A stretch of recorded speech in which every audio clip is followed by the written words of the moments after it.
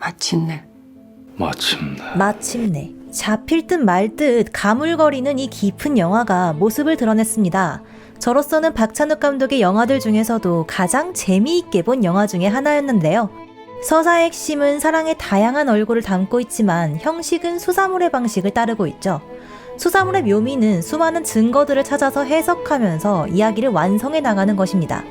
깐느박이라는 명석에 맞게 다양한 미장센과 영화적 장치들이 우리들을 현혹하고 있는데요. N차 관람을 부르는 영화, 보신 분들 그리고 다시 보실 분들, 영화의 향기를 더욱더 짙게 맡을 수 있도록 도와드리겠습니다. 함께 가시죠. 내가 그렇게 나쁩니까? 첫 대사부터 놓칠 구석이 하나도 없습니다. 감독은 이 영화에 영감을 준 작품으로 정은희 가수의 안개, 그리고 스웨덴의 추리소설 마르틴 베크 시리즈를 꼽았는데요. 이 책의 결말이 마음에 들어서 판권까지 사려고 했는데 각본을 쓰다 보니 전혀 다른 방향으로 가게 됐다고 해요. 아무튼 영화의 첫 대사는 추리소설 덕후들의 심장을 두근거리게 만드는데요. 추리소설에서 사건은 세계의 균열을 뜻합니다. 이 장르의 전제는 우리 사회는 이성적이고 합리적으로 굴러가는 곳인데 살인사건은 대단히 비합리적이고 비이성적이기 때문에 사회에 불안을 초래한다는 것이죠. 많이 놀라셨겠습니다. 그래서 사건이 뜸하다는 말은 본디 해준의 세상은 불안이 적고 안정적이었다는 것을 의미합니다. 이런 해준의 세상을 상징하는 것이 바로 아내 정한인데요. 원전에서 근무하는 이과 출신의 여성 정한은 언제나 정확한 수치와 함께 이성적인 대화를 나누죠. 이과적인 사고방식을 가진 게 정한뿐은 아닙니다. 해준의 대화법 역시 상당히 이과적인 부분들이 있는데요. 숫자에 밝은 해준은 이성적이고 합리적인 사회와 나름 잘 지내고 있었습니다. 가장으로서 가정을 소화하고 합리적이고 지능적인 수사로 실적을 쌓으면서 최연소 경감 타이틀까지 거머쥐었죠. 왜 굳이 일로 올라가요? 죽은 사람이 간 길이고 우린 경찰이니까. 영화는 전반부와 후반부로 나누어 볼 수가 있는데 전반부는 이성적인 남자 해준이 비합리적인 설애의 세계로 들어가는 이야기입니다. 많은 분들이 기억하시는 대사가 있을 텐데요. 첫 번째 신문에서 설애는 공자를 빌려서 이렇게 덧붙입니다. 나는 인자한 사람은 아닙니다.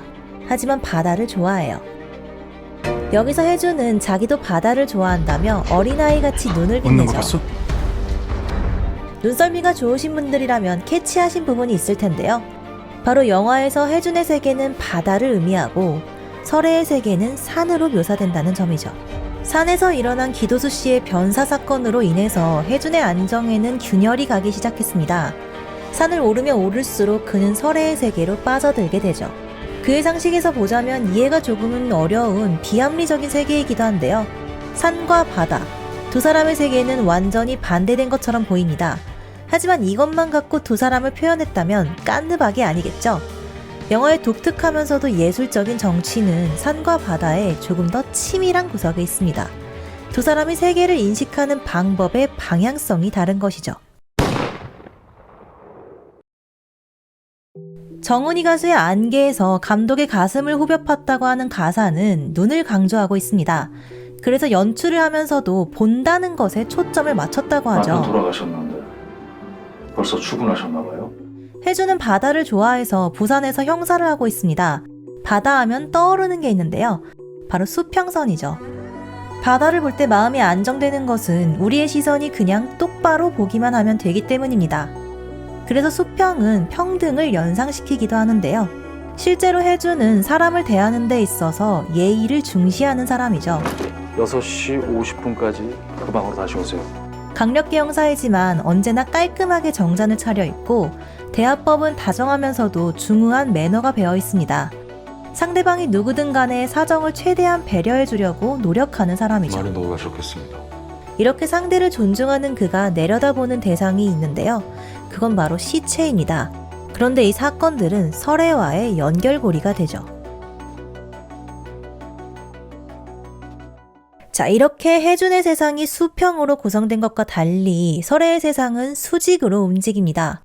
설애는 주로 산을 터전으로 삼고 있는데 우리가 흔히 산을 볼 때는 꼭대기를 올려다보게 되죠. 즉 시선이 위아래로 움직이는 것이 산입니다. 감독은 다양한 장치로 설애라는 인물을 수직으로 표현하는데 먼저 중국인인 그녀가 부산에 온 이유로 독립운동가의 후손이라는 설정이 부여되었죠.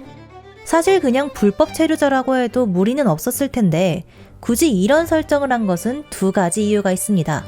첫 번째는 쉽게 짐작할 수 있는 사유죠. 살인자고 또 외국인인 설애에게 감정적으로 동정할 여지를 만드는 것입니다. 내가 그렇게 나쁩니까? 두 번째로는 설애에게 또 다른 수직성을 부여하는 것인데요. 중국에서 왔다고 하면 일단 공간적으로 위에서 아래로 내려오는 수직의 선이 그려집니다. 여기에 덧붙이는 것이 누군가의 후손이라는 점이에요.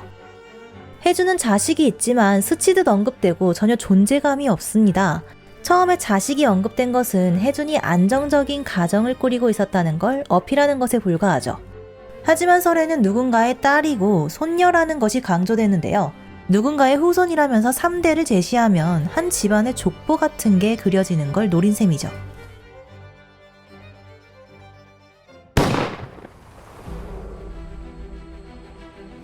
수직성은 계속해서 등장합니다. 그녀가 보는 드라마들은 모두 남자 주인공을 올려다보고 설애는 말하죠. 위기 질서가 분명한 이 세상에서 내가 당신 같은 사람을 만나려면 살인사건 정도는 일어나야 해요. 그래서 그녀가 마지막으로 헤어질 결심을 실행하는 순간 설애는 수평선으로 향하지 않고 굳이 땅굴을 팝니다. 수평인 그의 세계에서 수직인 자신만의 공간을 만들어내며 혜준의 시야로는 찾을 수가 없는 이결사건이 되어 남는 것이죠. 이렇게 주인공들의 세계는 수평과 수직으로 구분되지만 사실 관련이 없어 보이는 사건도 수직성을 보이고 있는데요.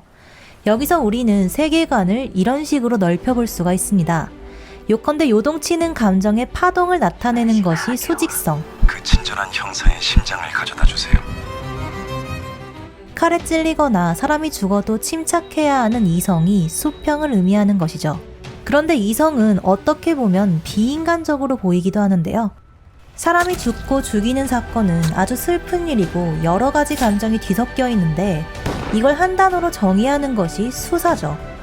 어쩌면 혜주는 이 모순을 이미 느끼고 있었던 것 같습니다. 잠복해서 잠부족이 아니라 잠이 안 와서 잠복하는. 이렇게 세상과 인물의 부조화는 인물들의 비극으로 이어집니다. 1부의 끝에서는 혜준의 자부심이 죽었고 2부의 끝에서는 설애가 세상을 등지죠.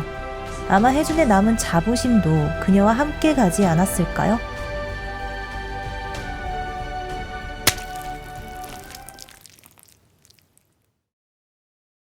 이성적인 형사는 영화에서 4번 안약을 넣는데 이 사건들은 모두 그를 감정의 소용돌이로 몰아갑니다. 냉정해야 할 사건들 앞에서 고개를 젖히는 행위는 혜준이 평정심을 잃을 거라고 암시하는 동시에 경찰에 위해 하늘이 존재한다는 것을 보여주는데요. 안약을 넣고 똑바로 보려고 해도 인간은 모든 것을 캐치할 수 없습니다. 오는구나. 마침내. 완전히 이성적일 수는 없기 때문이죠. 감독은 혜준의 모호함을 은근히 강조합니다. 혜준은 분명히 예의 바르고 친절한 형사지만 아내의 남자 앞에서 주먹을 빠득거리기도 하고 60살 기도수 씨. 사랑하는 여자를 폭행했던 전 남편처럼 깔끔을 떨기도 하죠. 수에 밝은 이과생 같지만 그를 시인으로 기억하시는 분들이 더 많을 겁니다. 이처럼 영화는 냉정과 열정 사이에서 갈피를 잡을 수 없는 이야기를 그리고 있습니다.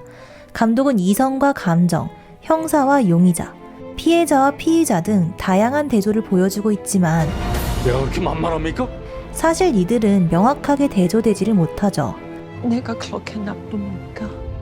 사건이란 동기는 되게 감정적이지만 구성은 상당히 지능적이기 때문입니다. 감독은 이 모호함을 청색인지 녹색인지 산인지 바다인지 모를 청록색으로 표현했다고 하는데요. 청록색은 영화 곳곳을 물들이고 있습니다. 하지만 강조되는 색깔은 청록색뿐이 아닙니다. 못 오시는 줄 알았는데 고맙습니다. 설애가 혜준에게 처음 관심을 보이고 미행하던 날 길가에 차를 세우고 비상등을 켜두는데 깜빡이는 노란불 사이로 혜준을 지켜보죠. 홍산호가 죽을 만큼 좋아한 여자의 머리색도 노란색이고 이를 알아채는 설애도 노란 블라우스를 입고 있습니다. 마지막에도 설애는 파란 바다가 아닌 노란 모래 속으로 들어가죠. 색깔은 하나 더 있습니다. 빨간색은 사랑의 상처를 상징하는 것처럼 보이는데요. 그 이유는 설애가 저지르는 3건의 살인사건이 모두 빨간색으로 상징되기 때문입니다. 엄마의 유골함은 빨간색이었고 기도수 씨의 사건도 빨간색으로 구성되었죠. 사다구의 신인 철성을 흉기로 만드는 날도 빨간 장미 한 다발을 들고 병원으로 갔습니다. 사진들을 불태우러 갔을 때 설애는 분홍 니트와 빨간 치마를 입고 있었고 사철성이 등장했을 때도 설애는 빨간 원피스를 입고 있었는데 이때 철성은 엄마에 대한 사랑으로 폭력을 휘둘렀죠. 결국 사랑은 또 사람은 아주 다양한 얼굴을 가지고 있습니다. 냉정이나 열정, 어느 하나로 정의하기가 어렵죠. 정훈이 가수의 노래에서 안개는 나의 눈물을 감춰주기도 하지만 님의 모습을 보지 못하게 하는 장애물이기도 합니다. 진심을 터놓기 어려운 인물들이 의심할 여지가 없이 진심을 내보이는 순간들은 뚜렷한 빛이 함께 했는데요. 사랑한다고 분명히 말하진 않더라도 전할 수 있는 진심은 있습니다. 모순적이게도 우리는 헷갈려하지만 또 어떻게든 느끼곤 하죠. 헤어질 결심 해석이었습니다. 우리를 그렇게 말하지 말아요. 우리는 무슨 구독과 좋아요는 영화에 대한 다양한 해석에 큰 힘이 됩니다. 저의 해석이 여러분들의 영화 감상에 작은 도움이 되기를 바랄게요. 시청해주셔서 감사합니다.